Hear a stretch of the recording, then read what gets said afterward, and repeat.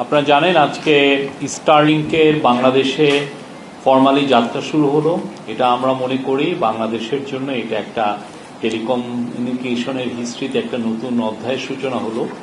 তো এই বিষয়ে আমরা জানি আপনাদের মধ্যে অনেক প্রশ্ন, সেই প্রশ্নগুলোর উত্তর নেবেন আমাদের special assistant on post and telecommunication ICT affairs আমাদের ফয়েজ তায়েব ভাই। তো তার আগে আমি সবাইকে উনি প্রথমে প্রশ্ন নেওয়ার আগে উনি একটু প্রথমে পুরো বিষয়টা বলবেন, আমরা কি প্রমিস করেছিলাম আর আমরা কি ডেলিভারি করছি পুরোটাও প্রথম থেকে বলবেন। বলার পরে ওনার ওপেনিং স্টেটমেন্টের পরে আমরা আপনাদের প্রশ্ন নিব এবং আপনারা প্রশ্ন করার সময় আপনার নামটা বলবেন এবং আপনার প্রতিষ্ঠানের নামটা বলবেন। Thank you.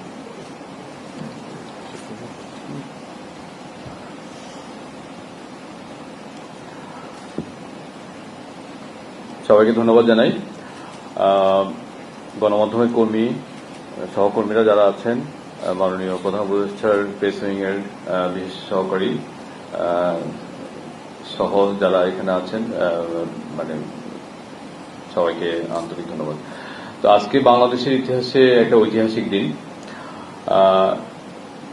এই দিনে আমরা নতুন প্রজন্মের একটা টেলিযোগাযোগ সেবায় পদার্পণ করতে যাচ্ছি। আপনারা জানেন যে গতানুগতিক যে লিগেসি যে ইন্টারনেট সেবা সেটা দুই রকম। একটা হচ্ছে যে মোবাইল ব্রডব্যান্ড ইন্টারনেট, আর একটা হচ্ছে যে আইএসপির মাধ্যমে, যেটা ফাইবার কেবল বা অন্যান্য মাধ্যমে ঘরে ঘরে বা বিভিন্ন অফিসে পৌঁছায়। তো এর বাইরে আমরা আজকে প্রথমবারের মতো স্যাটেলাইট ইন্টারনেটের যুগে প্রবেশ করলাম এবং ফেব্রুয়ারি 2025-এ বাংলাদেশে স্যাটেলাইট ইন্টারনেটের কোনো গাইডলাইন ছিল না। মাননীয় প্রধান উপদেষ্টা বাংলাদেশে উদ্যোক্তা বান্ধব এবং একই সাথে গ্রাহক বান্ধব বিকল্প তৈরি করার জন্য, একটা টেকসই ব্রডব্যান্ড ইন্টারনেটের বিকল্প তৈরি করার জন্য আগ্রহ প্রকাশ করেছেন এবং সে মতে স্পেস এক্সের সিইও এলন মাস্কের সাথে কথা বলেছেন এবং তাকে অনুরোধ করেছেন যাতে 90 দিনের মধ্যে এই সেবাটা বাংলাদেশের গ্রাহকদের জন্য উন্মুক্ত করা হয়। মাননীয় প্রধান উপদেষ্টার এই আহ্বানকে সামনে রেখে আমরা বিডা থেকে, বিটিআরসি থেকে এবং ডাক টেলিযোগাযোগ তথ্য প্রযুক্তি মন্ত্রণালয় থেকে এবং মাননীয় প্রধান উপদেষ্টার কার্যালয়ের সবার সার্বিক সহযোগিতায় আমরা মাত্র 3 মাসের মধ্যে একটি এনজিএসও নন জিও স্টেশনারি স্যাটেলাইট গাইডলাইন তৈরি করতে সক্ষম হই। এই গাইডলাইনটা বিভিন্ন স্তরে কনসালটেশন করা হয়েছে। ভেটিং এর পরে আমরা 75 রকমের পরামর্শ বিভিন্ন জায়গা থেকে পেয়েছি।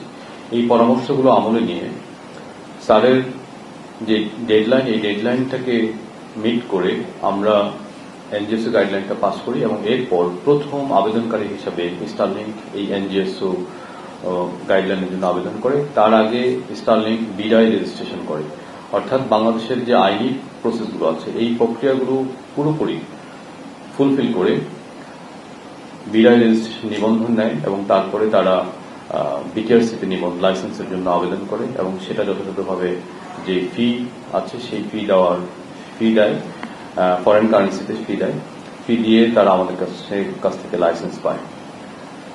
এই লাইসেন্সের পরবর্তীতে আরো কিছু রিকোয়ারমেন্ট ছিল, সেটা হচ্ছে যে প্রাইসিং মডেল তারা আমাদেরকে সাবমিশন করে। সেখানেও আমরা কিছুটা বক্তব্য রেখেছি, কিছু নেগোসিয়েশন করে আমরা কিছুটা প্রাথমিকভাবে যেই প্রাইসিং মডেলটা দেওয়া হয় সেখান থেকে কিছুটা কমিয়ে বর্তমানে একটা প্রাইসিং মডেল দিয়েছে। এই প্রাইসিং মডেলটাতে 3টা বিষয় আছে। একটা হচ্ছে যে তারা 2টা প্যাকেজ নিয়ে আসছে। একটা প্যাকেজ হচ্ছে রেসিডেন্স, স্টারলিংক রেসিডেন্স, সেটা বাংলাদেশি গ্রাহকদের জন্য 6,000 টাকা প্রতি মাসে। দ্বিতীয় প্যাকেজটা হচ্ছে স্টারলিংক লাইট, সেটা 4200 টাকা করে। আর এর বাইরে আরেকটা ফি আছে, এককালীন একটা সেট আপ কস্ট লাগবে। সেই সেট আপ কস্টের জন্য তাদের একটা রাউটার আছে এবং একটা অ্যান্টেনা আছে। আপনারা জানেন যে যেহেতু এটা স্যাটেলাইট ইন্টারনেট, এর জন্য কোন ধরনের কো নেটওয়ার্ক, ট্রান্সমিশন নেটওয়ার্ক বা অ্যাক্সেস নেটওয়ার্ক, এই ধরনের নেটওয়ার্কের প্রয়োজন হয় না। তো যেহেতু প্রয়োজন হয় না, সেজন্য এই নেটওয়ার্কটা কিভাবে জাতীয় সার্বভৌমত্ব এবং নিরাপত্তা নিশ্চিত করবে সেজন্য আমরা বিষয়টা নিয়ে প্রয়োজনীয় রেগুলেটরি উদ্যোগ নিই। এই উদ্যোগগুলোর মধ্যে একটি হচ্ছে, আমরা বলেছি যে বাংলাদেশ সরকারের ট্যাক্স এবং ভ্যাট কমপ্লায়েন্স থাকার জন্য প্রতিটা কানেকশনে তাদেরকে একটা মান্থলি রেন্ট দিতে হবে এবং সেটা $1 করে। তারপরে যেহেতু প্রতিটা ডিভাইসের উপর, কানেক্টেড ডিভাইসের উপরে আমরা ট্যাক্স এবং ভ্যাট আহরণ করব। সেই জন্য এই ডিভাইসগুলোর বিপরীতে তাদেরকে নো অবজেকশন সার্টিফিকেট দিতে হবে। এতে করে সরকারের একটা ট্যাক্সেশনের দিক থেকে একটা ভিজিবিলিটি থাকবে, অর্থাৎ revenue generation point of view থেকে। তো যেহেতু এটা ডিভাইস ডিজিটাল সিস্টেম, আমরা মনে করি এখানে কর ভ্যাট ফাঁকি দেওয়ার মতো কোনো সুযোগও থাকবে না। তারপরে এককালীন যেই ফিটা তারা জমা দিয়েছে $30,000 মতো, সেখানে তারা দুইটা ক্যাটাগরিতে দিয়েছে। একটা হচ্ছে আইওটি ক্যাটাগরিতে 10,000 এবং $10,000, আর ব্রডব্যান্ড ইন্টারনেট ক্যাটাগরিতে দিয়েছে $20,000, এবং এই টাকাটা ইয়ারলি, অর্থাৎ প্রতি বছর এটা তাদেরকে দিতে হবে। এখানে স্টারলিংক আসার পর থেকেই আমরা বিভিন্ন ধরনের প্রশ্ন নাগরিক সমাজ, সাংবাদিক, সহকর্মী এবং বিভিন্ন শ্রেণী পেশার মানুষের কাছ থেকে পেয়ে আসছি। সেই কয়েকটি প্রশ্ন আমি দিচ্ছি। প্রথমত হচ্ছে স্টারলিংকের কোনো ডেটা লিমিটেশন থাকবে কিনা। তো আমরা মনে করি যে স্টারলিংকের কোনো ডেটা লিমিটেশন থাকবে না, এবং এই দিক থেকে এটা আরেকটি রেকর্ড, বাংলাদেশের ইতিহাসে প্রথমবারের মতো আনলিমিটেড একটা ডেটা প্যাকেজ, সত্যিকার অর্থে আনলিমিটেড একটা ডেটা প্যাকেজ চলে আসলো। আরেকটা প্রশ্ন অনেকেই করেছেন যে আসলে স্টারলিংক আমরা কাদের জন্য করেছি, এটা সেবা গ্রহীতা কারা। তো এই প্রশ্নের উত্তর হচ্ছে এখানেও সেবা গ্রহীতার দিক থেকে কোনো লিমিটেশন নাই। স্টারলিংক একটা হচ্ছে ডিরেক্ট টু ডিভাইস, সেই ডিরেক্ট টু ডিভাইস সেবাটা আমরা দিচ্ছি না। আমরা দিচ্ছি স্টারলিংকের একটা রিসিভার থাকবে, সেই রিসিভারের মাধ্যমে তার একটা রাউটার আছে, সেই রাউটার দিয়ে ওয়াইফাই ডিভাইস দিয়ে সেটা একটা ওয়াইফাই নেটওয়ার্ক তৈরি করবে। এখন ওই রাউটারের পোর্ট থাকে, সেই পোর্ট থেকে একটা নির্দিষ্ট দূরত্বে, সেটা আনলিমিটেড দূরত্বে নেওয়া যাবে না, দূরত্বে গিয়ে আরেকটা নেটওয়ার্ক তৈরি করে আবারও ওই নেটওয়ার্ক থেকে আবার ওয়াইফাই সেবা দেওয়া যাবে। এখন এই দূরত্বটা কত? আমরা মনে করি যদি আবাসিক এলাকা হয়, এই অ্যাপার্টমেন্ট এলাকা হয়, তাহলে সেখানে এটা 20 থেকে সর্বোচ্চ 30 মিটার হতে পারে, অর্থাৎ এখানে 2টা বা 3টা ফ্লোর কভার করবে। আর দূরত্বের দিক থেকে 20 থেকে 30 মিটার, অর্থাৎ কয়েকটা রুম কভার করবে, 3টা বা 4টা রুম কভার করবে, কিংবা তার চেয়ে বেশি, সামান্য বেশি। অর্থাৎ একটা বড় অ্যাপার্টমেন্টের জন্য একটা সেট এনাফ। আর গ্রামীণ এলাকায় যেখানে ওয়াল পেনিট্রেশন নাই, অর্থাৎ সিগন্যাল, যেহেতু এটা ইলেকট্রোম্যাগনেটিক তরঙ্গ, সেজন্য সিগন্যাল ওয়ালের ভিতর দিয়ে গেলে বা মেটালের ভিতর দিয়ে গেলে এই সিগন্যালটা ড্রপ করে। তো গ্রামীণ এলাকায় আমরা মনে করি যে এই রেঞ্জটা প্রায় 50 মিটারের কাছাকাছি, 50 থেকে 60 মিটার পর্যন্ত বিস্তৃত হবে। তো সেই ক্ষেত্রে বাংলাদেশের আবাসিক এলাকায় যেখানে আমরা বলি ডিপ ইনডোর, যেখানে মোবাইল নেটওয়ার্ক পৌঁছে না, সেসব ক্ষেত্রে স্টারলিংক বেটার পারফর্ম করবে। এবং একই সাথে আপনারা জানেন যে বাংলাদেশে মাত্র 30% মোবাইল টাওয়ার ফাইবারাইজেশনের আওতায় এসেছে। বাকি যে টাওয়ারগুলো, অর্থাৎ এই যে বাংলাদেশে প্রায় 40,000-এর কাছাকাছি টাওয়ার আছে, সবকিছু মিলে সাধারণত সবচেয়ে বেশি গ্রামীণ ফোনে সভাপতি হয়, প্রায় 25,000-এর মতো। এই সব টাওয়ার যদি আমরা হিসাব করি, সেখানে 30 থেকে 35% টাওয়ার ফাইবারাইজেশনের আওতায় আসছে। যেহেতু ফাইবারাইজেশনের আওতায় আসেনি, সেই জন্য মাইক্রোওয়েভের মাধ্যমে স্বল্প সক্ষমতার ব্যান্ডউইথ দিয়ে এই টাওয়ারগুলোতে ইন্টারনেট দিতে হয়। তো যেহেতু এক একটা টাওয়ারের অধীনে হাজার হাজার গ্রাহক থাকে, তাহলে এই স্বল্প সক্ষমতাটা আবার বাকি ব্যবহারকারীদের মধ্যে শেয়ার হয়ে যায়। তো যে জন্য আমাদের বর্তমান গ্রাহকরা আসলে সব চেষ্টার পরেও ক্যাপাসিটি সক্ষমতার কারণে তারা ভালো ইন্টারনেট সেবা পায় না। স্টারলিংক এই অচলাবস্থাটা দূর করবে। একটা স্টারলিংক ডিভাইস যদি মাননীয় প্রধান উপদেষ্টার বাসায় রাখা হয় এবং একই সাথে যদি খাগড়াছড়ির কোনো একটা গ্রামে রাখা হয়, দুজন গ্রাহক একই সেবা পাবে এবং স্টারলিংকের মাধ্যমে কোনো ধরনের ব্যান্ডউইথ ডিসক্রিমিনেশন করার সুযোগ নেই। তো তার মানে আমরা বলছি গ্রামীণ হাট বাজারে কিংবা শহরে কন্ডোমিনিয়াম বা অ্যাপার্টমেন্টে এটা ব্যবহার করা যাবে এবং ব্যক্তি চাইলে এটা শেয়ার করতে পারবে। তবে আমরা এখানে যেটা রেখেছি, আমাদের আইএসপি সহ যারা আমাদের লোকাল ইন্টারনেট প্রোভাইডার আছে, তাদেরকে সুরক্ষা দেওয়ার জন্য আমরা এই ডিভাইসটার উপরে মোবিলিটি সুযোগ দেইনি। অর্থাৎ আপনি যদি স্টারলিংকের রাউটার থেকে কেবল কানেক্ট করে কিছু দূর নিয়ে আবার স্টারলিংক থেকে ওয়াইফাই, একটা রাউটার থেকে ওয়াইফাই সেবা দেন, সেটা দিতে পারবেন। কিন্তু এই ডিভাইসটা এক্সেলের উপরে আপনি মোবিলিটির সুযোগটা আমরা দিইনি। এটার মাধ্যমে আমরা আইএসপিদেরকে প্রোটেক্ট করছি। স্টারলিংক কি উদ্যোক্তা বান্ধব? তা আমরা বলছি অবশ্যই উদ্যোক্তা বান্ধব। স্টারলিংকের যে ইনিশিয়াল সেট আপটা আছে সেটা 47,000 টাকা, শুনতে অনেক বেশি খরচ। আপনারা যারা এখানে আছেন আপনাদের সবার যে মোবাইল ডিভাইসটা আছে সেটার দামও একই দাম।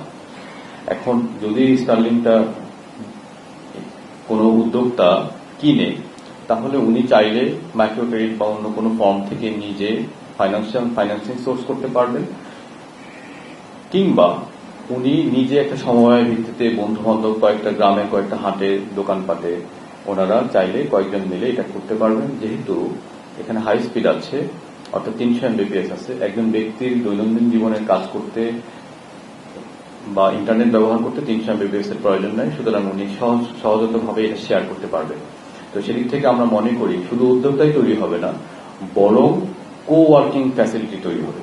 ধরুন একটি গ্রামে কিংবা একটি মফস্বল শহরে যদি কয়েকজন ফ্রিল্যান্সার থাকেন, তাহলে তারা মিলে একটা ইনফর্মাল অফিস ওয়ার্ক তৈরি করতে পারবেন। সেই অফিসে তারা এই স্টারলিংকটা দিয়ে তারা এটা শেয়ার ভাবে সবাই ব্যবহার করতে পারবেন। একই ঘটনা ঘটবে অফিসের ক্ষেত্রে, মফস্বল শহর কিংবা জেলা শহরের ক্ষেত্রে।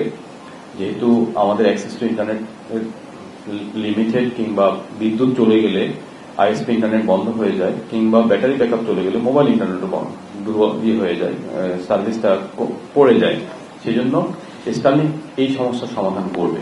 অর্থাৎ এটা উদ্যোক্তা বান্ধব, উদ্যোক্তারা নিজেরা গ্রুপ তৈরি করে এবং শেয়ারিং এর মাধ্যমে এখান থেকে বেনিফিটেড হতে পারেন।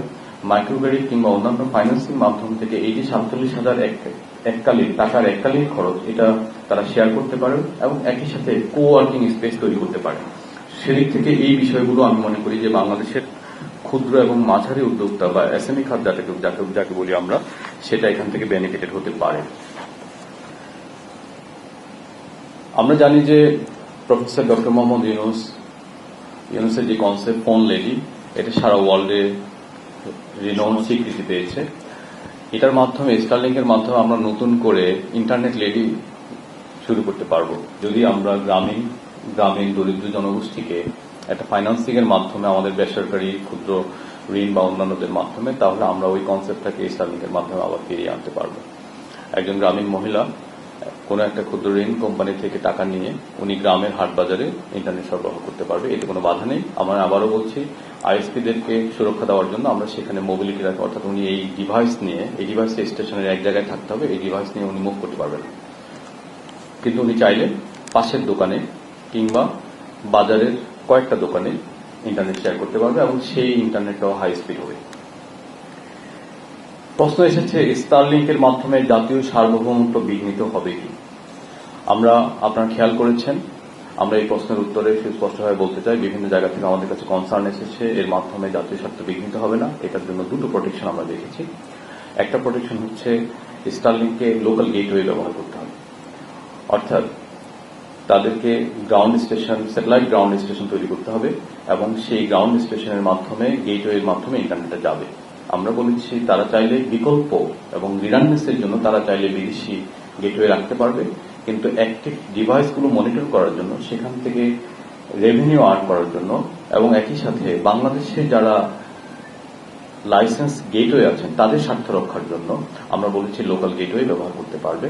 অর্থাৎ এবং সেখানে এলআইসি ইনস্টল করতে হবে, অর্থাৎ আমাদের যে জাতীয় নিরাপত্তার জন্য যে লফুল ইন্টারসেপশনের বিধান আছে আন্তর্জাতিক টেলিযোগাযোগ সংস্থা থেকে, সেই কমপ্লায়েন্সটা তাদেরকে মানতে হবে। পাশাপাশি প্রতিটা ডিভাইস যাতে আনঅথরাইজড ডিভাইস বাংলাদেশের সীমানায় না ঢুকে, বিশেষ করে সীমান্ত অঞ্চল সহ বিভিন্ন এলাকায়, সেজন্য আমরা বলেছি ডিভাইসগুলোর জন্য এনওসি নিতে হবে। আমরা যেহেতু হাজার হাজার ডিভাইস আলাদা করে এনওসি দিতে এটা প্রসেসগত জটিলতা তৈরি হবে, সেজন্য আমরা বলেছি গ্রুপ অফ ডিভাইসকে একই এনওসির আওতায় ব্যাচ করে আনা যাবে। তবে বর্তমানে যে আমরা আজকে লঞ্চ করছি সেটা কমার্শিয়াল টেস্ট রান। এই কমার্শিয়াল টেস্ট রানের জন্য তারা একটা আমাদের কাছে আবেদন করেছে। এই আবেদনের জন্য একটা লিমিটেড সময়, 90 দিনের একটা সময়সীমা দেওয়া হয়েছে, যেহেতু গ্রাউন্ড স্টেশন তৈরি করতে কিছুটা সময় লাগবে। এই 90 দিনের মধ্যে ইতিমধ্যে 10 দিন পেরিয়ে গেছে, তাদের হাতে আর 80 দিন সময় আছে। এই 80 দিন পরে তাদেরকে এই লোকাল গেটওয়ের যে বাধ্যবাধকতা সেটা ফুলফিল করতে হবে এবং একই সাথে এলআইসি বাধ্যবাধকতাও ফুলফিল করতে হবে। ইতিমধ্যেই এনটিএমসির সাথে তাদের একটা সংযোগ প্রতিষ্ঠিত হয়েছে। একটা প্রশ্ন এসেছে, চীন মার্কিন বাণিজ্য দ্বন্দ্বের মধ্যে স্টারলিংকের অনুমতি কোনো প্রভাব ফেলবে কিনা। আমি মনে করি যে এই ধরনের কোনো প্রভাব ফেলবে না, কারণ হচ্ছে এটা একটা ব্যবসায়িক ইনিশিয়েটিভ এবং এটা হচ্ছে বাংলাদেশের মানুষকে এক টেকসই ব্রডব্যান্ড ইন্টারনেট বিকল্প দেওয়ার জন্য একটা ব্যবস্থা। আপনারা জানেন যে শ্রীলঙ্কা এবং ইন্দোনেশিয়ায় সম্প্রতি স্টারলিংক অনুপ্রবেশ করেছে এই দুটো বাজারে এবং সেখানেও এটা উল্লেখযোগ্য সাড়া ফেলেছে এবং উদ্যোক্তাদের মধ্যে এটা অ্যাকসেপ্টেড হয়েছে। তো বাংলাদেশে চাইনিজ কোম্পানিগুলো আমাদের 4G, 5G, 2G, 3G প্রত্যেকটা নেটওয়ার্কে কাজ করে। এখন সামনের দিনেও তারা ইকুয়ালি কাজ করতে পারবে। সুতরাং স্টারলিংকের মাধ্যমে চাইনিজ কোনো কোম্পানির সুযোগ বন্ধ হয়ে যাবে না। এখানে আমি উল্লেখ করতে চাই, শুধু স্টারলিংক নয়, এনজিএস অপারেটর হিসাবে আরো 4টি গ্লোবাল প্লেয়ার আমাদের সাথে বিটিআরসির সাথে যোগাযোগ করেছে। তাদের নাম হচ্ছে অ্যামাজন কুইপার, স্যাটেলয়েট, টেলিসেট এবং ইউকে এবং ইন্ডিয়ার যৌথ ভেঞ্চার ওয়ানওয়েভ। এবং এখানে চাইনিজ একটা প্লেয়ার আছে ইউওয়াং। তারা যদি আমাদের সাথে যোগাযোগ করে আমরা তাদেরকে ইকুয়াল পলিসি সাপোর্ট দিয়ে দেব। আমি আবাসিক গ্রাহকদের বিষয়টাও বলেছি, চাইলে আবাসিক গ্রাহকরাও ব্যবহার করতে পারবেন। তবে আবাসিক গ্রাহকদের জন্য যেহেতু বিল্ডিং পেনিট্রেশন লস আছে, সেজন্য অপারেটিং রেঞ্জটা কম হবে, কিন্তু চাইলে তারা শেয়ার করতে পারবেন, ইন্টারনেট শেয়ার করতে পারবেন। একটা প্রশ্ন এসেছে যে রিজিওনাল প্রাইস বিবেচনায় কি স্টারলিংকের দাম বেশি হয়ে গেল কিনা। এই অনেকগুলো প্রশ্ন পেয়েছি আমরা শ্রীলঙ্কা এবং জাকার্তার প্রাইস স্টাডি করে দেখেছি। আমরা দেখতে পাচ্ছি যে আমাদের যে প্রাইসটা দেওয়া হয়েছে মান্থলি 6,000 টাকা কিংবা 4200 টাকা, এটা রিজিওনাল প্রাইসের চেয়েও কিছুটা কম। আর বর্তমানে বাংলাদেশে আপনারা জানেন যে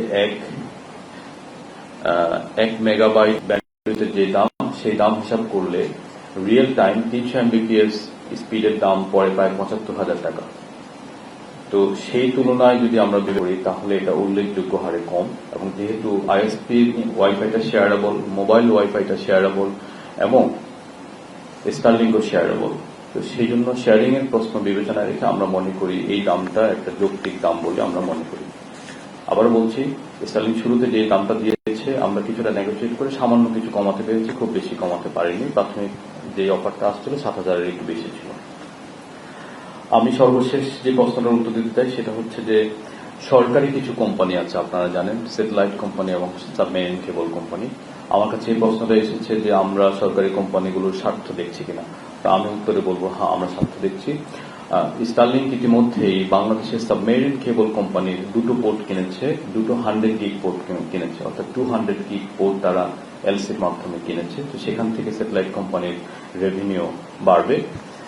আপনারা জানেন আমরা আগেই ইতিমধ্যে স্যাটেলাইট কোম্পানির ব্যবহার বাড়ানোর জন্য অনেকগুলো পলিসি নিয়েছি, সেগুলো কাজ করছে এবং গত 3 মাসে স্যাটেলাইট বাংলাদেশ সাবমেরিন কেবল কোম্পানির ব্যবহার, ব্যান্ডউইথ ব্যবহার যেটা অব্যবহৃত ছিল সেটার ব্যবহার প্রায় দ্বিগুণ বেড়েছে। তো এটার মাধ্যমে এই যাত্রাটা আরো শুরু হলো এবং ক্যাপাসিটি বাড়ার সাথে সাথে বাংলাদেশ সাবমেরিন কেবল কোম্পানির ব্যবহারও বাড়বে, রেভিনিউ বাড়বে। আর সর্বশেষ বিষয়টা হচ্ছে যে স্টারলিংক যেহেতু বৈশ্বিক প্লেয়ার, সে তার নিজের মতো করে বাংলাদেশের ডিস্ট্রিবিউটর নিয়োগ করবে। সেখানে আমরা কোনো ধরনের কোনো বাধা কিংবা প্রভাব দেইনি। এখনো পর্যন্ত আমরা কারোর পক্ষে তদবির করিনি, তারা নিজেদের মতো করে ডিস্ট্রিবিউটর ঠিক করেছে। তবে বাংলাদেশ স্যাটেলাইট কোম্পানির আয় বাড়ানোর জন্য, যেহেতু এটা সরকারি একটা প্রতিষ্ঠান, সেজন্য আমরা তাদেরকে আনফর্মালি রিকোয়েস্ট করেছি যাতে ডিস্ট্রিবিউশন লিস্টে তারা বাংলাদেশ স্যাটেলাইট কোম্পানিকে রাখে এবং গতকাল তারা এটা নিশ্চিত করেছে যে তারা বাংলাদেশ স্যাটেলাইট কোম্পানিকে লোকাল ডিস্ট্রিবিউটর হিসেবে রাখবে। ধন্যবাদ। আপনাদের যে কোনো প্রশ্ন আমরা নেওয়ার চেষ্টা করব। আমরা এই এফএকিউটা আপনাদের সাথে শেয়ার করব একটু, এই যে প্রেস কনফারেন্সের পরপরই আপনারা এটা পেয়ে যাবেন। Thank you. আপনারা প্রশ্ন করতে পারেন, আমি ওয়েলকাম করব যদি কোনো নারী সাংবাদিক কোশ্চেন করেন।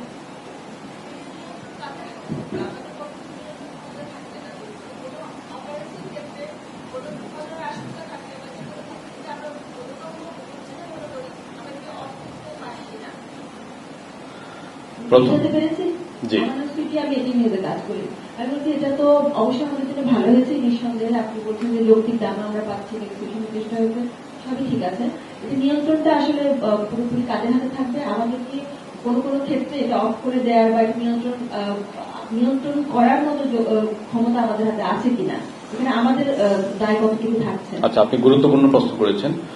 জুলাই গণ অভ্যুত্থানের সময় আমরা বাংলাদেশে ইন্টারনেটের শাটডাউন দেখেছি। তো সেই দিক থেকে আসলে সরকার নিয়ন্ত্রণ শব্দটার দিক থেকে ভাবেনি। অর্থাৎ এই যে ইন্টারনেট বন্ধ, এটা বাংলাদেশের ব্যবসায়ী কমিউনিটিকে এবং যারা বিদেশি বিনিয়োগকারী আছে তাদেরকে একটা ভুল বার্তা দেয়। আপনারা জানেন যে ওই সময়ে ইন্টারনেট বন্ধ করে আমাদের নাগরিকদের উপরে গণহত্যা চালানো হয়েছিল এবং একই সাথে বাংলাদেশের ব্যাংকিং খাতের আন্তর্জাতিক যে ক্রেডিট রেটিং সেটারও অবনমন হয়েছিল এবং আমাদের ফ্রিল্যান্সের কমিউনিটি সেখানে সাফার করেছিলেন এবং একই সাথে আমাদের রেমিটেন্স প্রবাহ সিগনিফিকেন্টলি কমে গেছিল। তো সেই জন্য ইন্টারনেটের উপর নিয়ন্ত্রণ প্রতিষ্ঠার যে আওয়ামী উদ্যোগ ছিল সেখান থেকে আমরা সরে এসেছি এবং সাইবার নিরাপত্তা আইনে আমরা ইন্টারনেটকে নাগরিক অধিকার হিসেবে স্বীকৃতিও দিয়েছি। তো সেদিক থেকে নিয়ন্ত্রণের বিষয়টা আমরা সেভাবে আমলে নিই। এখন রেগুলেটরির প্রশ্নে আমরা কিভাবে রেগুলেটরি প্রশ্নকে অ্যাড্রেস করবো সেজন্য আমরা দুটো বিষয়। প্রথমত যে আনঅথরাইজড ডিভাইসের ব্যাপারে আমরা বলেছি সীমানায় অপারেট করতে হলে বিটিআরসি থেকে এনওসি নো অবজেকশন সার্টিফিকেট নিতে হবে এবং একই সাথে যেহেতু আমরা বিটিআরসি থেকে ইন্টারনেট গেটওয়ে হিসাবে লাইসেন্স দিয়ে থাকি সেজন্য আমাদের লাইসেন্সগুলোর স্বার্থে তাদেরকে লোকাল গেটওয়ে ব্যবহার করতে হবে। নিয়ন্ত্রণের বিষয় এই দুটোই। আমরা চাইলে গেটওয়েগুলোকে সুস্পষ্ট নির্দেশনা দিতে পারবো এবং ডিভাইসগুলো কানেক্টেড ডিভাইসগুলোকে মনিটরিং আওতায় রাখতে পারবো। ধন্যবাদ।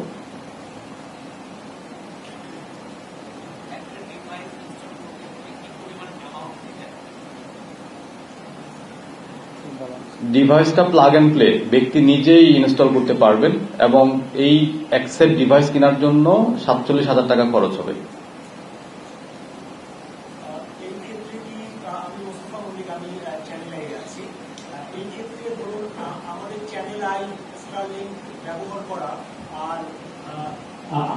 আমাদের কোম্পানি স্টার্লিং ব্যবহার করা আর উদয়ন কিংবা গভর্নমেন্ট ল্যাবরেটরি অথবা রাজশাহী সিটি কলেজ বা স্কুল ব্যবহার করা এক কথা নয়। আমাদের দেশে 65,000 সরকারি প্রাথমিক বিদ্যালয় আছে, সরকারের নানা প্রকল্প আছে যে বাধ্যতামূলক মেইল আইডি দিয়ে অনেক কিছু ক্রিয়েট করতে হবে।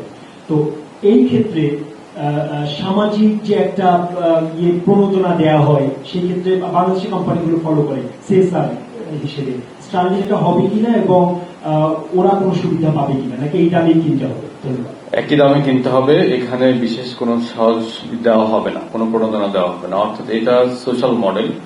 আমরা বলেছি যে এটা হতে পারে যে উদ্যোক্তারা কয়েকজন মিলে এটা শেয়ার করতে পারেন কিংবা আমাদের মাইক্রোক্রেডিট অথরিটি এটা নির্দেশনা দিতে পারেন কিভাবে স্টার্লিং যাদের আছে তাদের অনুকূলে একটা ক্ষুদ্র ঋণ বা এই ধরনের সাপোর্ট কিংবা মানে ইকুয়াল মান্থলি ইনস্টলমেন্টের ইএমআই এর প্যাকেজ তৈরি করতে পারেন। আমার মনে হয় এখানে সরকার কোনো ধরনের ভর্তুকি কিংবা প্রণোদনা দিবে না। তবে আইসিটি থেকে বিভিন্ন স্কুলে আমাদের স্কুলগুলোতে ইন্টারনেট পৌঁছে দেওয়ার একটা প্রকল্প আছে, সেটা ইডিসিতে আমরা করে থাকি, সেটা চলমান থাকবে। সেখানে হলো আমরা ফাইবার নিচ্ছি। Thank you. জি, আমার নাম সাইদ, আমি দৈনিক যুগান্তরে কাজ করি। এটা বলছিলেন যে 80 দিনের মতো ওদের এখন লাইসেন্স নেওয়ার জন্য বলেছে। যদি এর মধ্যে তারা পূর্ণাঙ্গ লাইসেন্স না পায় তাহলে এখন যারা সেবাটা নিবে 80 দিন পরে কি তাদেরটা শাটডাউন হয়ে যাবে? আমরা আশা করি 80 দিন হয়ে যাবে। এটা না হওয়ার কোনো কারণ নাই। কারণ হচ্ছে যে এলসি গুলো হয়ে গেছে, তারা হাইটেক পার্কে জমি নিয়েছে এবং আমরা যতটুকু জানি যে স্যাটেলাইট গ্রাউন্ড স্টেশন তৈরি করার যেটা আইএসপি অ্যাসোসিয়েশন থেকে বা আইএসপি যারা ব্যবসা করে তারা সবসময় বলে আসছে যে প্রত্যন্ত অঞ্চলে যদি স্টার্লিং যায় সেক্ষেত্রে তাদের লেভেল প্লেইং ফিল্ডটা নষ্ট হবে বা তারা ঠিকভাবে হয়তো সেবাটা দিয়ে বা কাস্টমার ধরতে পারবে না। সেক্ষেত্রে আপনারা আসলে কি কার্যক্রম নিচ্ছেন বা লেভেল প্লেইং ফিল্ডটা যেন ঠিক থাকে? অত্যন্ত ভালো প্রশ্ন করেছেন। আপনি জানেন আইসিটি থেকে এন্ড ইউজার কানেক্টিভিটির জন্য প্রায় 1,09,000 এন্ড ইউজার কানেক্টিভিটির জন্য একটা প্রকল্প চলছে এবং এই প্রকল্পটা 36টা আইএসপির মধ্যে ডিস্ট্রিবিউট করে দেওয়া হয়েছে। আমি আশা করব আইএসপিরা এই প্রকল্পটা সঠিক সময়ের মধ্যে বাস্তবায়ন করে, প্রথমত।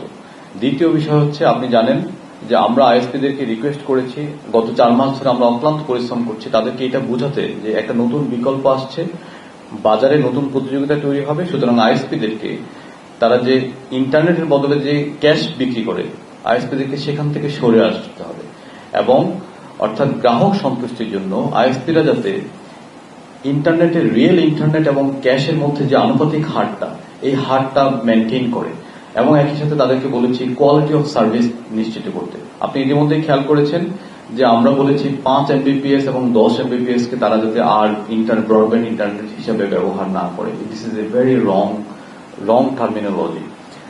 20 Mbps এর নিচে কোনো স্পিডকে আসলে ব্রডব্যান্ড ইন্টারনেট বলা যায় না। তো এই যে মেসেজগুলো আমরা তাদের সাথে একাধিকবার বিভিন্ন ফোরামে, বেসরকারি ফোরামে, মিডিয়া ফোরামে এবং বিটিআরসিতে এবং মন্ত্রণালয়ের বিভিন্ন জায়গায় আমরা তাদেরকে এডুকেট করার চেষ্টা করেছি, আমরা পর্যাপ্তভাবে সতর্ক করেছি। আর সর্বশেষে আমি যেটা বলবো, আইএসপিদেরকে প্রোটেক্ট করার জন্য আমরা স্টারলিংকের এই যে এই সেটআপের মোবিলিটি অপশনটা রাখিনি। যদি মোবিলিটি অপশন রাখতাম তাহলে যে কোনো ব্যক্তি তার গাড়ির উপরে এটা সেটআপ করে সে কিন্তু ইন্টারনেট ইউজ করতে পারত। তো আমার মনে হয় সরকারের তরফ থেকে আমরা পর্যাপ্তভাবে চেষ্টা করেছি স্টেক হোল্ডার হিসেবে আইএসপিদেরকে প্রোটেক্ট করতে। তারা যদি নিজেরা উদ্যোগ না নেয়, নিজেরা সেবার মান না বাড়ায় এবং একই সাথে 100 MB যদি 2000 মানুষের মধ্যে ডিস্ট্রিবিউট করে, তাহলে they will suffer. Thank you. আসসালামু আলাইকুম, আমার নাম শুভ, আমি সময় টেলিভিশনে কাজ করি। বিষয় হচ্ছে যে প্রযুক্তি ক্ষেত্রে স্টারলিংকের সংযোজন নিঃসন্দেহে ভালো একটা উদ্যোগ, কিন্তু আমরা দেখছি যে প্রযুক্তি ডিভাইস ব্যবহারের ক্ষেত্রে বা এই প্রযুক্তি ব্যবহারের ক্ষেত্রে বেশ কিছু করের একটা চাপ আছে। আপনি জানেন যে পদ্মা সেতু থেকে যখন বিশ্বব্যাংক লোন তুলে নিল, নেওয়ার পরে ও তৎকালীন সরকার সারচার্জ আরোপ করে সেখান থেকে 1% সারচার্জ হিসেবে তারা গ্রাহকের কাছ থেকে টাকা নেওয়া শুরু করলো। সেটা দেখা গেছে যে তখন বলা হয়েছিল বছরে 140 কোটি টাকার মতো আসবে। আবার 2016-তে সেটা কার্যকর হলো, 2017-তে এসে দেখলাম যে হ্যান্ডসেট উৎপাদন এবং সংযোজনের ক্ষেত্রে প্রশ্নটা করেন। প্রশ্নটা তো এখন সামনে তো বাজেট, আপনারা এই বিষয়ে আপনার প্রশ্ন আমি পেয়েছি। বাংলাদেশের যে মোবাইল মার্কেট, এই মোবাইল মার্কেট আনবক্সড ফোন, এটা থামানোর জন্য আমরা বিটিআরসি থেকে NEIR বসানোর উদ্যোগ নিয়েছি, যাতে করে অবৈধ হ্যান্ডসেট বাংলাদেশের বাজারে না ঢোকে। কারণ এটা আমাদের যে 7টা বা 8টা স্থানীয় উৎপাদনকারী আছে তাদের স্বার্থকে বিঘ্ন করছে। তো সেজন্য আমরা NBR এর সাথে বসেছি, NBR কে রিকোয়েস্ট করেছি complete bill of unit versus SKD CKDর বিপরীতে যে বর্তমানে যে শুল্ক বৈষম্যটা আছে এটা নিরসন করার জন্য। আমি মনে করি সামনে এই বিষয়ে আমরা কাজ করব এবং বাংলাদেশি কোম্পানিগুলো কিভাবে কিস্তিতে হ্যান্ডসেট বিক্রি করতে পারে সেটার জন্য আমরা উদ্যোগ নিচ্ছি। সবশেষে আমরা উদ্যোক্তা শব্দটা ব্যবহার করছি স্টারলিংকের সাথে। উদ্যোক্তা তখনই তৈরি হবে যখন তার অ্যাক্সেস টু ডিভাইস বাড়বে। অ্যাক্সেস টু ডিভাইস বাড়ানোর জন্য আমরা সব ধরনের চেষ্টা করছি। ধন্যবাদ। মোবাইল ব্যবহারের ক্ষেত্রে সারচার্জের বিষয়ে কোনো বাজেটে কোনো আসবে কিনা? ইন্টারনেট ব্যবহারের কোনো ভর্তুকি দেওয়া হবে না। ধন্যবাদ। না, উনি পিছনে তারপরে ইন্টারনেট শাটডাউন প্রসঙ্গটা যেহেতু আসলো, তো আমাদের এক্সিস্টিং যে লটা আছে সেখানে এখনো শাটডাউনের বিধানটা আছে, তো এইখানে কোনো পরিবর্তন আসছে কিনা বা কতদিনে আসছে? আরেকটা ব্যাপার হচ্ছে যে এই ট্যারিফটা, মানে এই যে ট্যারিফ প্রাইসটা, সেটা কি বিটিআরসির অনুমোদন হয়েছে? ট্যারিফটা বিটিআরসির অনুমোদন হয়েছে এবং আমরা শুরুতে একটা ইনিশিয়াল প্রাইস দিয়ে শুরু করেছি। তারা শুরু করেছে 6000 এবং 4200। আপনি জানেন যে তারপরে আমরা আর রেগুলেট করবো না, এটা আমরা মার্কেটের উপরে ছেড়ে দিব। তবে বিটিআরসিকে কর এবং ভ্যাট আহরণ করার জন্য একটা বুক ভ্যালু মেনটেন করতে হয়। অর্থাৎ মার্কেট প্রাইস যাই হোক না কেন, বিটিআরসি কোন প্রাইসে কর এবং ভ্যাট আহরণ করবে সেটার জন্য একটা বুক প্রাইস থাকে। সেই বুক প্রাইসটা নিয়ে আমরা কাজ করব, কিন্তু মার্কেট প্রাইসটা নিয়ে আমরা কাজ করবো না। আমরা অ্যাকচুয়াল দামটা বাজারের উপর ছেড়ে দিব। ধন্যবাদ। আর আইনের বিষয়টা যেটা বলেছেন, আমরা কাজ করছি টেলিযোগাযোগ আইন 2001-এ যে ইন্টারনেট শাটডাউন করার যে ক্ষমতাটা দেওয়া, সেটা আমাদের কাছে একটা ওয়ার্কিং ভার্সন আছে। এই ভার্সনটা আমরা ফার্দার কাজ করবো। আপনি জানেন আমরা অনেকগুলো আইন নিয়ে কাজ করেছি। গত 2 সপ্তাহ আগে ক্যাবিনেটে সাইবার সুরক্ষা অধ্যাদেশটা পাস হয়েছে। আমরা এখন পার্সোনাল ডেটা প্রোটেকশন অ্যাক্ট নিয়ে কাজ করছি। তারপর আমরা ন্যাশনাল ডেটা অথরিটি নিয়ে কাজ করব। তো এই যেহেতু আমাদের কাছে এই পাইল অফ থিং আছে এবং আমি জানি যে আমাদের সরকার ইন্টারনেট বন্ধ করবে না, তো সেজন্য আমাদের প্রায়োরিটি মেনে আমরা কাজ করব। আমি আশা করি বছরের বা Q4 এর মধ্যে আমরা এই আইন সংশোধন করে ইন্টারনেট বন্ধের সব ধরনের কলাকানুন বন্ধ করে দিতে পারবো। ধন্যবাদ। আমি অর্চিত আজকের পত্রিকায় কাজ করছি। একটা হচ্ছে নতুন বিকল্প হিসেবে চালুর ক্ষেত্রে অস্বাভাবিক রকম তড়িঘড়ি করা হয়েছে বলে একটা অভিযোগ রয়েছে, এটার বিষয়ে কি বলবেন? আরেকটা বিষয় হচ্ছে এনইআরটা কবে নাগাদ বাস্তবায়ন হতে পারে বা চালু হতে পারে?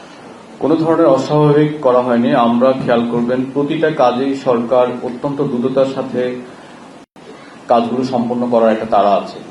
আমরা প্রতিদিন সকাল থেকে মধ্যরাত পর্যন্ত অফিস করি এবং আমাদের কলিগরাও তাই করেন। তো সুতরাং আমরা চেষ্টা করেছি স্টারলিংকের মাধ্যমে আমাদের এফডিআই যারা আছে, ফরেন ডিরেক্ট ইনভেস্টর যারা আছে, তাদেরকে একটা বার্তা দেওয়ার যে বাংলাদেশ পারে এবং বাংলাদেশ বিনিয়োগকারীদের স্বার্থ বান্ধব, ব্যবসা বান্ধব পলিসি সংস্কার করতে পারে। এই বার্তাটা আমরা দিতে চেয়েছি।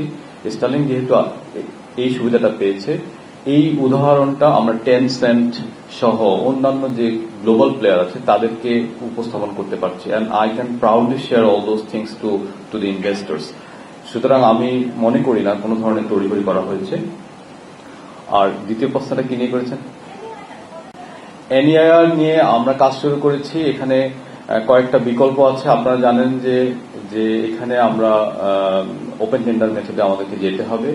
ডিপিআই করতে গেলে সমালোচনা হবে, সেই জন্য আমরা ডিপিআই করার যে উদ্যোগটা ছিল সেখান থেকে আমরা সরে এসেছি। তো সুতরাং এনইআই এর জন্য কিছুটা সময় লাগবে, অর্থাৎ টেন্ডারটা কল করতে হবে। টেন্ডার কল করার পরে নির্দিষ্ট দিন 45 দিন অপেক্ষা করতে হয়। তারপর বক্স ওপেন করার পরে করতে হয়, ইভালুয়েশন করার পরে বিষয়গুলো চেক করতে হয়। তো সবকিছু মিলে আমার মনে হয় 1 বছরের মতো সময় লেগে যেতে পারে। আমরা চেষ্টা করব সময়টা কমানোর। Thank you. আমি একটু জানতে চাচ্ছি, আমার নাম শাওন আক্তার, আছি টিভিএস এ। এস্টিমেট ইনভেস্টমেন্ট কত স্টারলিংকে? আরেকটা বিষয় একটু জানার জন্য যে আমাদের তো একটা স্যাটেলাইট আছে, আমরা স্টারলিংকের মতো স্যাটেলাইট ইন্টারনেটের দিকে আমাদের কি যাওয়া সম্ভব? এস্টিমেট ইন্টারনেট এটা স্টারলিং বলতে পারে, ঠিক আছে। আমাদের এখানে কোনো বিনিয়োগ নেই। হ্যাঁ, this is the good part of it. আর স্টারলিংকের ক্ষেত্রে আপনি জানেন যে এটা লিও স্যাটেলাইট, অর্থাৎ এটা লো আর্থ অরবিট স্যাটেলাইট। স্যাটেলাইটগুলো শুধু বাংলাদেশকে সেবা দেয় না, এটা পৃথিবী ঘোরার সাথে সাথে এটাও ঘোরে। এবং ডিভাইসগুলো প্রথমে একটা ডিভাইসে কানেক্টেড থাকে, একটা স্যাটেলাইটে কানেক্টেড থাকে। ওই স্যাটেলাইটে যখন চলে যায় তখন সে নতুন স্যাটেলাইটে চলে যায়। এটা হলো গ্লোবাল শেয়ার। হ্যাঁ, এখন হ্যাঁ, ইন্দোনেশিয়া দেখা গেছে যে সেখানে যেহেতু অনেক বেশি কাস্টমার পেয়েছে স্টারলিংক, সেজন্য ক্যাপাসিটি অর্থাৎ নাম্বার অফ ডিভাইসের উপর একটা ক্যাপ করতে হয়েছে। তো আমাদের এখানেও যদি এরকম হয় তাহলে স্টারলিংক সেখানে নাম্বার অফ স্যাটেলাইট বাড়াবে। হ্যাঁ, তো সেটার বিনিয়োগ আমরা জানি না, তারাই ভালো জানে।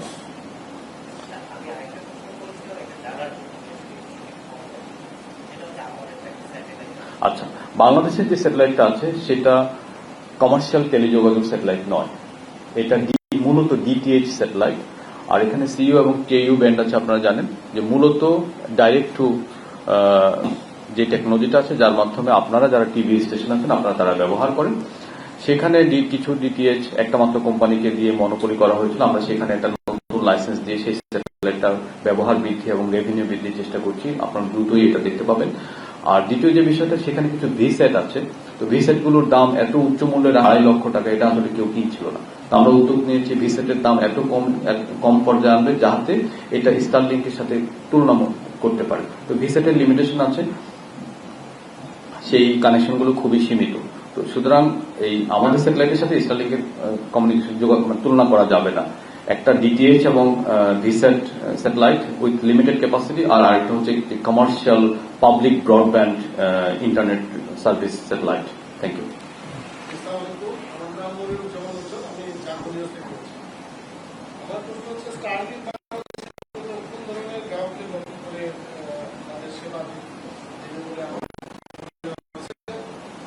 আপনি বলেছেন যে টাকার অঙ্কে মোটামুটি চলন, তো সেক্ষেত্রে তাদের গ্রাহক কত হতে পারে বলে আপনারা মনে করছেন?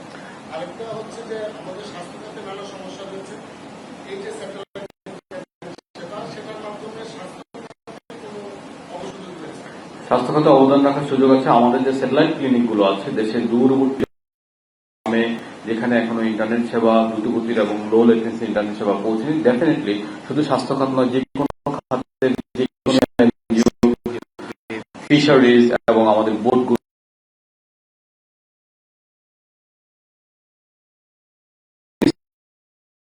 ইউজ করতে হলে আমাদের যেটাতে মোবিলিটি আছে সেটা ব্যবহার করতে হবে। আর স্টাডি আসলে আমরা করিনি, স্টাডিটা করবে স্টারলিংক, যে তারা তাদের বাণিজ্যিক যে সম্ভাবনা সেই সম্ভাবনার উপরে তারা মার্কেট স্টাডি করবে, এই কাজটা তাদের, এটা আমাদের নয়। আপনার আগের উত্তরটা একটু মানে বুঝতে ক্লিয়ার হয়নি, মানে এই সেবাটা প্রদানের ক্ষেত্রে টাকার অঙ্কে যদি আপনি বুঝেন বলেন যে একটা প্রত্যন্ত অঞ্চলে কত টাকা ইনভেস্টমেন্ট করলে একটা স্বাস্থ্য কমিউনিটি ক্লিনিকের কথা আপনি বলছেন, সে কমিউনিটি ক্লিনিকের বাজেট এমনিতে কম থাকে 47,000 টাকা। কিভাবে কিভাবে তারা হ্যাঁ, খুব সুন্দর প্রশ্ন। 47,000 টাকা লাগবে। কমিউনিটি ক্লিনিকের সাথে এনজিওদের যোগাযোগ আছে, মাইক্রো ক্রেডিট অথরিটিদের যোগাযোগ আছে, সেখান থেকে তারা চাইলে এটা ফাইন্যান্স করতে পারবেন এবং এখানে কোনো বাধা নিষেধ নেই। আমি এহসান আব্দুল্লাহ বলছিলাম দৈনিক কালবেলা থেকে। আমার প্রশ্নটা হলো, বাংলাদেশে ব্যবসা করার ক্ষেত্রে স্টার্লিং কিভাবে ভ্যাট ট্যাক্স পরিশোধ করবে? আর আমরা দেশীয় কোম্পানিগুলোর ক্ষেত্রে যেটা দেখেছি, তারা সরকারের সাথে একটা রেভিনিউ শেয়ারিং মডেলে আছে। স্টার্লিংকের রেভিনিউ শেয়ারিং মডেল থাকবে কিনা, কিংবা থাকবে সেটা কিরকম হবে? আর আপনি যেটা বলেছেন যে প্রতিটি ডিভাইস ইনস্টলেশনে স্টার্লিং কিছু টাকা সরকারকে দিবে, সেটা অতি সামান্য কিনা? হ্যাঁ, প্রশ্ন করেছেন। স্টারলিংক যেহেতু কর্পোরেট কোম্পানি, তাহলে তারা কর্পোরেট ট্যাক্সের আওতায় আসবে। প্রতি ডিভাইসে তারা একটা মান্থলি চার্জ দেবে $1। হ্যাঁ, তারপরে হচ্ছে যে তারা লাইসেন্সের জন্য প্রতি বছর $20,000 প্লাস $10,000, $30,000 করে দিবে। তো এখন $1 কেন নিয়েছি, কেন $20 নেইনি, এটা নিয়ে প্রশ্ন উঠতে পারে। যদি $20 নিতাম তাহলে আজকে যে 6,000 টাকা এবং 4200 টাকা, সেটা নিশ্চয়ই 20 গুণ বেড়ে যেত। তো এইসব বিষয় আছে আর কি।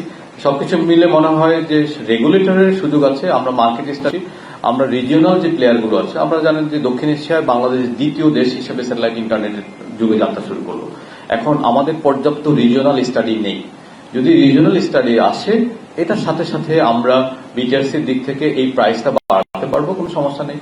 সো আমাদের সামনে সুযোগ আছে, আমরা মার্কেটটা এক্সপ্লোর করি, এক্সপ্লোর করার পরে রেভিনিউ বাড়ানোর যে কোনো উদ্যোগ নেওয়া যেতে পারে। আচ্ছা, কর্পোরেট ট্যাক্স তো সবাই দেয়, আমি জানতে চাচ্ছিলাম রেভিনিউ শেয়ারিংটা যারা আমাদের দেশের কোম্পানিগুলো না, লাইসেন্সড কোম্পানি রেভিনিউ শেয়ারিং করে না। এটা আমরা যেহেতু তাকে টাকার বিপরীতে লাইসেন্সটা বিক্রি করছি, তো সুতরাং সে লাইসেন্সি কোম্পানি। ঠিক আছে, থ্যাংক ইউ। আমার নাম গোলাম মর্তুজা, আমি বিজনেস 24 কোম্পানিতে কাজ করি। আমার প্রশ্নটা ছিল যে এটা আসলে সরকারের কাছে এত গুরুত্বপূর্ণ কেন? সরকার প্রধান থেকে শুরু করে আপনি এটা নিয়ে অনেকবার বললেন, আপনি তো একটা কোম্পানি এরা B2B বা B2C বিজনেস করবে, আপনারা তো আসলে মানে আপনারা কেন এটা প্রমোশন করছেন? আপনার কাছে 4টা উত্তর আছে। প্রথমত হচ্ছে জুলাইয়ে ইন্টারনেট বন্ধ হওয়ার কারণে গ্লোবাল কমিউনিটিতে বাংলাদেশের যে বিনিয়োগ সক্ষমতার যে চিত্র, এই চিত্রটা ভয়াবহ রকম ক্ষতিগ্রস্ত হয়েছিল। সেজন্য আমরা হাই স্পিড এবং হাই কোয়ালিটি ইন্টারনেটের একটা টেকসই বিকল্প খুঁজেছিলাম। সেই বিকল্প দিক থেকে এটা এসেছে। দ্বিতীয় যে বিষয়টা আছে সেটা হচ্ছে যে আমরা বিশ্বকে দেখাতে চেয়েছি যে বাংলাদেশ বিনিয়োগ ফ্রেন্ডলি। স্টারলিংক বাংলাদেশে আসলে স্টারলিংকের সিস্টার কনসার্ন হিসেবে আরো বহু কোম্পানি আসবে, ইতিমধ্যে আমরা সেটা দেখতে শুরু করেছি। এনজিএস অপারেটর হিসেবে অন্তত 4টা কোম্পানি আসার জন্য প্রস্তাব করেছে। দ্বিতীয় যে বিষয়টা, এই ইন্টারনেটটা পৃথিবীর মধ্যে অন্যতম নিকৃষ্ট। এই ইন্টারনেটের একটা বিকল্প, কোয়ালিটি বিকল্প তৈরি করার দায় আমাদের ছিল। আর 4 নম্বর উত্তর হচ্ছে যে বাংলাদেশের যে ফ্রিল্যান্সার, এই ফ্রিল্যান্সাররা প্রতিনিয়ত তারা কোম্পানির সাথে মিটিং করে, মিটিং এর মাঝখানে তাদের মেনটেন করতে পারে না। তার রাত আগে যদি বলা হয় যে রাত 8টার সময় তোমার ওই ডেলিভারিটা দিতে হবে, 6টা থেকে যদি 8টার মধ্যে যদি ইন্টারনেট না থাকে, সে ডেলিভারি মিস করে। এটা বাংলাদেশের ফ্রিল্যান্সার কমিউনিটির জন্য খুবই উদ্বেগজনক একটা বিষয় ছিল। আমরা মনে করি এই 4টা বিষয়কে স্টারলিংক এবং এই জাতীয় প্রদান করবে। ধন্যবাদ। প্লাস এটা নতুন জব তৈরি করবে। আমি আগে বলেছি কোওয়ার্কিং স্পেস তৈরি করবে, এটা একটা অসামান্য ভূমিকা রাখবে। সেই জন্য আমাদের যদি বলতে পারেন আমরা তাড়াহুড়া করেছি, তাহলে সেজন্যই করেছি। ধন্যবাদ।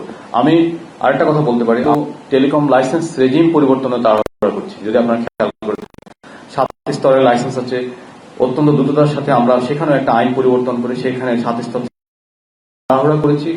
একটা যৌক্তিক কারণে করেছি, জনস্বার্থ রক্ষার জন্য করেছি এবং এই খাতে শৃঙ্খলা এবং ইউটিলিটি তৈরির জন্য করেছি। ধন্যবাদ। আমি গোলাম মর্তুজা, বাংলাদেশে কাজ করি।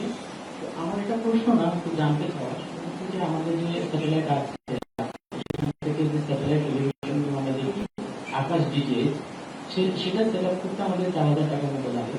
তো স্টারলিংকের যে টাকার অঙ্কটা বেশি লাগছে কেন, জানতে চাওয়া।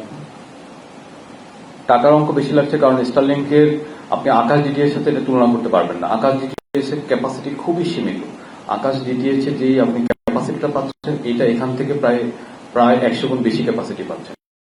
যেহেতু এটা স্যাটেলাইট ইন্টারনেট, তার একটা গ্রাউন্ড আছে, তার একটা রাউটার আছে এবং ওয়াইফাই সেট আপ আছে।